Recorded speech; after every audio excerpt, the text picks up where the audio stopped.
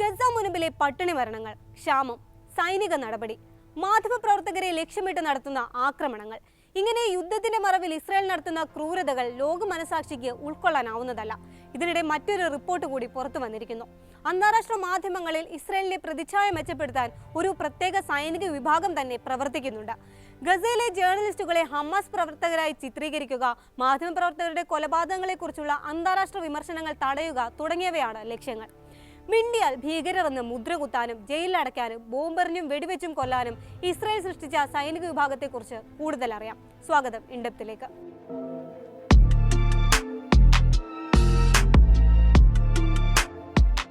Israel സൈന്യത്തിന്റെ രഹസ്യാന്വേഷണ വിഭാഗത്തിനുള്ളിൽ പ്രവർത്തിക്കുന്ന ഒരു പ്രത്യേക യൂണിറ്റാണ് ലെജിറ്റിമൈസേഷൻ സെൽ.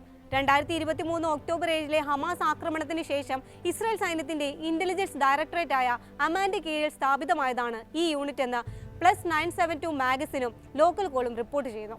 ഈ യൂണിറ്റിന്റെ പ്രധാന ലക്ഷ്യം ഗസയിലെ ഇസ്രായേൽ പ്രവർത്തനങ്ങൾക്ക് അന്താരാഷ്ട്ര പിന്തുണ നിലനിർത്തുന്നതിനുള്ള വിവരങ്ങൾ ശേഖരിക്കുക എന്നതാണ്. സ്കൂളുകളും ആശുപത്രികളും ഹമാസ് സൈനിക പ്രവർത്തനങ്ങൾക്ക് ഉപയോഗിക്കുന്നുവെന്നും ഫലസ്തീൻ സായുധ ഗ്രൂപ്പുകളുടെ പരാജയപ്പെട്ട റോക്കറ്റ് ആക്രമണങ്ങൾ സാധാരണ പൗരന്മാരെ ബാധിക്കുന്നുവെന്നും തെളിയിക്കുന്ന വിവരങ്ങൾ ശേഖരിക്കുകയാണ് ഈ വിഭാഗത്തിന്റെ ദൗത്യം.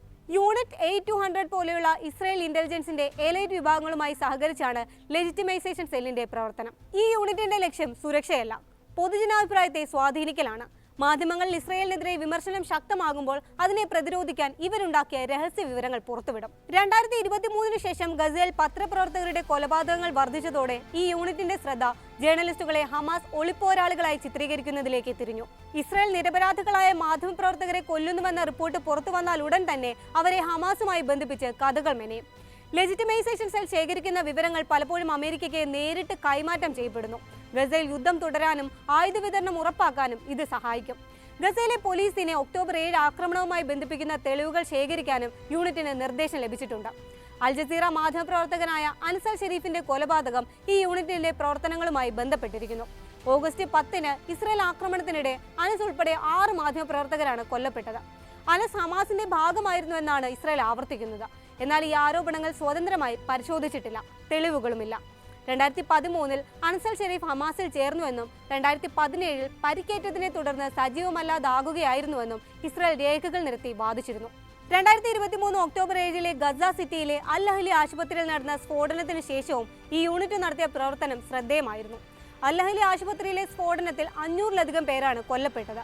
ഇസ്ലാമിക് ജിഹാദിന്റെ പരാജയപ്പെട്ട റോക്കറ്റ് ആക്രമണമെന്നായിരുന്നു ഇസ്രായേലിന്റെ ന്യായം. ഈ വാദത്തെ ശക്തിപ്പെടുത്തുന്നതിനായി യൂണിറ്റ് ഒരു കോൾ റെക്കോർഡിംഗും പുറത്തുവിട്ടിരുന്നു. എന്നാൽ ഒരു ഫലസ്തീൻ മനുഷ്യാവകാശ പ്രവർത്തകൻ അത് തന്റെ സംഭാഷണമാണെന്നും താൻ ഹമാസ് പ്രവർത്തകനല്ല എന്നും വെളിപ്പെടുത്തി രംഗത്തെത്തിയതോടെ ആ വാദവും പൊളിഞ്ഞു. റിസർച്ച് ടീം ഉണ്ടെന്ന് സമ്മതിച്ചുവെങ്കിലും സാധാരണക്കാരെയും മാധ്യമപ്രവർത്തകരെയും ടാർഗറ്റ് ചെയ്യുന്നില്ല എന്നാണ് ഇസ്രായേൽ അവകാശപ്പെടുന്നത്. ഇസ്രായേലിന്റെ ലെജിറ്റിമൈസേഷൻ സെൽ യുദ്ധ നിയമങ്ങൾ ലംഘിക്കുന്നുവെന്ന ആരോപണം ശക്തമാണ്. മാധ്യമപ്രവർത്തകരെ ലക്ഷ്യമിടുന്നത് അന്താരാഷ്ട്ര നിയമപ്രകാരം യുദ്ധക്കുറ്റമാണ്. 2023 ഒക്ടോബറിന് ശേഷം 238-ലധികം പത്രപ്രവർത്തകർ കൊല്ലപ്പെട്ടുവെന്നാണ് report. Committee to protect journalist report പ്രകാരം ഇതിൽ 26 എണ്ണം ടാർഗറ്റഡ് കില്ലിങ്ങുകളാണ്. പത്രപ്രവർത്തകരുടെ കൊലപാതകം വലിയ കൂട്ടക്കൊലകളുടെ തയ്യാറെടുപ്പാണെന്ന് അൽ ഷിഫ ആശുപത്രി director doctor Muhammad Abu Salmiya നേരത്തെ മുന്നറിയിപ്പ് നൽകിയിരുന്നു. ലെജിറ്റിമൈസേഷൻ സെൽ ഇസ്രായേലിന്റെ പ്രചാരണ തന്ത്രത്തിന്റെ ഭാഗമാണ്.